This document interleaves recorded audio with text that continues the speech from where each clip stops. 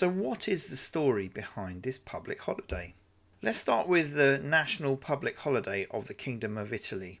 This was to celebrate Statuto Albertino, which was held on the first Sunday of June.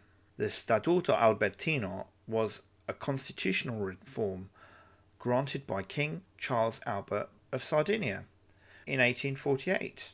Initially it was held on the 27th of February, and it was a celebration of liberty, but also a celebration of the monarchy. Now, Festa della Repubblica is the Italian National Day or Republic Day, which is held on the 2nd of June. This is one of the national symbols of Italy, and it commemorates the 1946 Italian institutional referendum to decide the government after the Second World War and the fall of fascism in Italy. The fascist regime in Italy was a dictatorship and had been supported by the Italian royal family, the House of Savoy.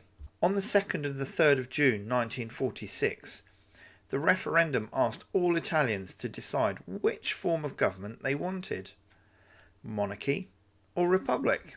The 1946 Italian general election was held in parallel, but not in Allied occupied areas such as Julian March, which is Venezia Giulia, and Bolzano, which was in South Tyrol. Supporters of the Republic chose the symbol of Italia turrita, a young woman with a crown, while the Savoy coat of arms represented the monarchy. This referendum was the first vote by all Italians in Italy, men and women, and it was voted by 54% to 45% that the Italian population decided to end the Kingdom of Italy and chose an Italian republic. And you'll notice on the map, republicanism was very popular in the north and monarchism was much more popular in the south. The King of Italy, Umberto II of Savoy, left Italy for Portugal on the 13th of June 1946. From 1948, with the constitution of the Italian Republic, the male descendants of Umberto II of Savoy were banned from Italy until 2002. The first Festa della Repubblica took place on the 2nd of June 1947, and the first parade in Via dei Fori Imperiali in Rome was in 1948. The 2nd of June was declared a national holiday in 1949. A few changes happened to the military parade in this period until 2000, when the President of the Republic, Carlo Azeglio Ciampi, asked for its resumption in 2004.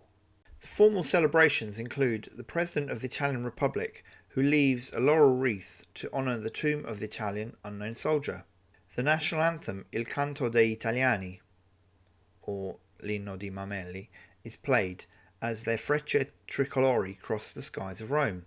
This is the Italian equivalent of the British Red Arrows aerobatic team.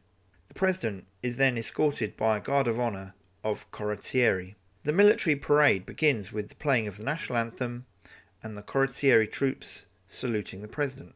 The military parade proceeds along Via dei Fori Imperiali in Rome, with military personnel saluting the President of the Italian Republic. He reviews the armed forces in Piazza Venezia, opposite the Altare della Patria. The Italian armed forces, the police forces of the Republic, the Vigili del Fuoco, firemen, the Protezione Civile, the Italian Red Cross, all the municipal police in Rome, and representatives of the United Nations, NATO, and the European Union.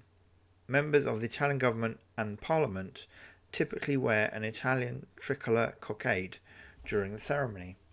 The gardens of the Quirinal Palace, the seat of the President of the Italian Republic, host musical performances by bands of the Italian Army, the Italian Navy, the Italian Air Force, of the Carabinieri, of the Polizia di Stato, Guardia di Finanza, Polizia Penitenziaria, the Penitentiary Police, the State Forestry Corps.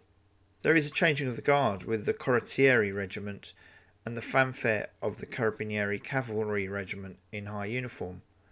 Official ceremonies are also held across Italy, as do Italian embassies organise ceremonies globally. Click here to get even closer to Italy and Sicily.